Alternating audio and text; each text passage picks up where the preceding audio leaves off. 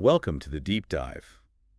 Today we're exploring something I think touches all of us, the really profound way music just weaves itself into our lives. Definitely. And we've got a couple of really interesting angles on this. We do. We're looking at Clive Davis, the music industry legend, through his autobiography, The Soundtrack of My Life. And then we're zooming right in, getting more personal with that Forbes article, What is the Soundtrack to Your Life?, which talks about how songs just, well, stick to our memories. Exactly. So one view from the top, someone shaping the music in the other.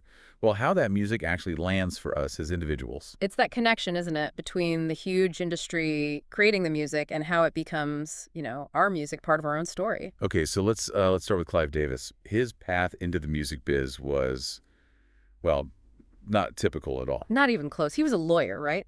Top lawyer at Columbia Records. Yeah, and then almost boom, suddenly he's heading up the entire label. That's quite a leap. It really is. And what's fascinating is how he just seemed to find his footing, discovering this knack for spotting hits, for hearing potential, his ears, as he called them. Right, the famous ears. And this wasn't just a one-off thing. This ability defined his whole career, didn't it? Across Columbia, then Arista, then J Records. Decades of influence. Decades, and the sheer breadth of artists he worked with is just staggering. It really is. You've got Bob Dylan, Janis Joplin, Simon and Garfunkel. Yeah, early on. But then later, Whitney Houston, Carlos Santana, Patti Smith, Barry Manilow, even the Grateful Dead. It cuts across everything. Dionne Warwick, Aretha Franklin, Alicia Keys. I mean, the list just goes on. Rock, pop, R&B. Country, jazz fusion, which is that blend of jazz and other styles, and even hip-hop later on. He touched pretty much everything. The Wall Street Journal actually called his book a survey of popular music during its 50-year commercial peak, which, I mean, that really says it all about his position. That's a huge statement. And the LA Times said the book is filled with fantastic scenes and revelations. So you get the behind-the-scenes stuff, too. Yeah, you get a sense of the history unfolding. And People magazine mentioned his combination of luck and a phenomenal gift for recognizing, nurturing, and selling talent. So it wasn't just spotting them. It was the nurturing, the selling. He was actively involved. Absolutely. He wasn't passive. The New York Times had this great analogy comparing him to someone dropping Mentos into Diet Coke. Huh. Okay.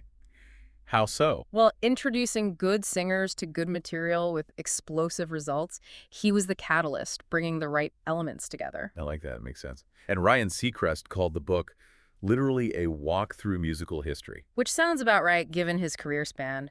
The Associated Press even noted he reached this rarefied status where the executive was almost as famous as the performers. That's pretty unusual. You don't often know the label head's name like that. Exactly. And think about how it really kicked off for him, like at the Monterey Pop Festival, seeing Janis Joplin. Ah, yes. He signed her after that performance, right? He did. He heard something raw, powerful, something that would connect. It really shows that instinct he had, even early on. It wasn't just about following trends. It was about recognizing that artistic spark. Okay, so that gives us a really solid picture of Davis's impact on the music itself. Huge influence. Undeniable. Now let's pivot to that Forbes piece.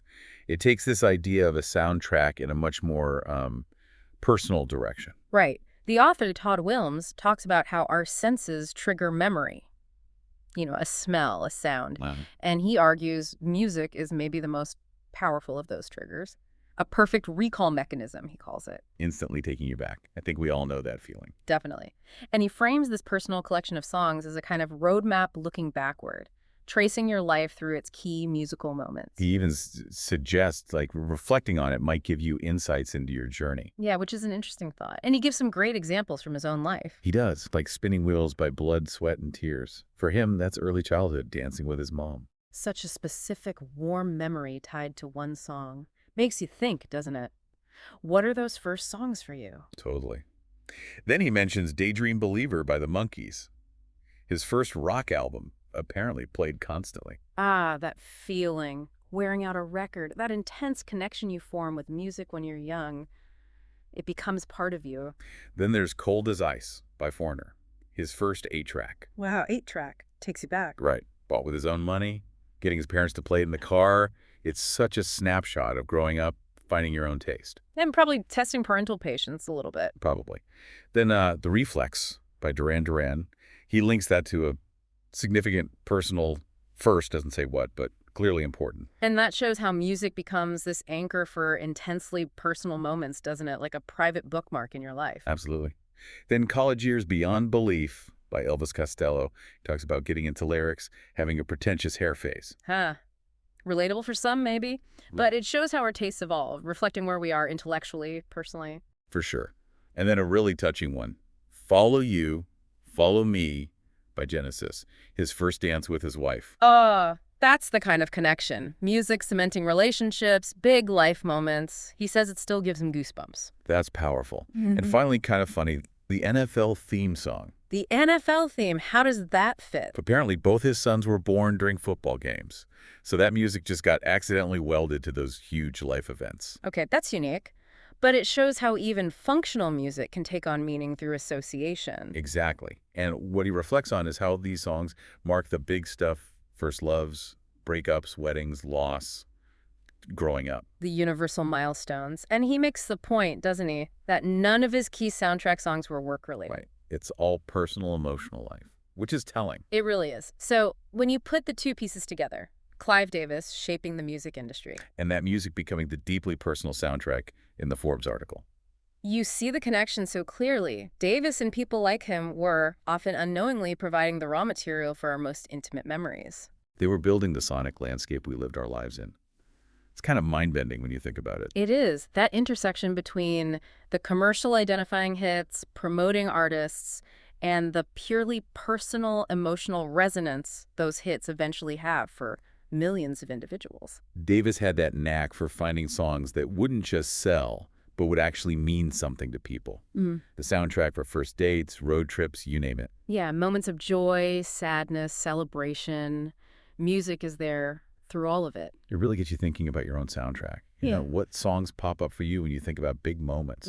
And why those particular songs? What makes them stick? Is it the melody, the lyrics, just the timing? Probably a mix of all of it. The music itself plus whatever you were feeling or experiencing when you heard it, it locks in together. So wrapping this up, we've seen how one person, Clive Davis, had this immense impact, shaping decades of popular music. A huge force behind the scenes. And then we've looked at how that music, and other music too, of course, becomes this incredibly personal thing, the soundtrack that scores our own lives. It connects the big cultural creation with intensely private experience. It really highlights the power of those industry figures, maybe in ways we don't always appreciate. They helped bring the music into the world. And then we take it and make it our own, weave it into our stories in ways they could never predict. Absolutely.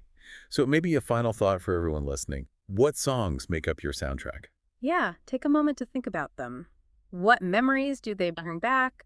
What do they say about your journey? And consider, just maybe, how someone like Clive Davis might have had an indirect hand in some of those really personal, meaningful moments through the music he championed. That link between the industry giant and your own life's playlist, it's a pretty fascinating thing to reflect on.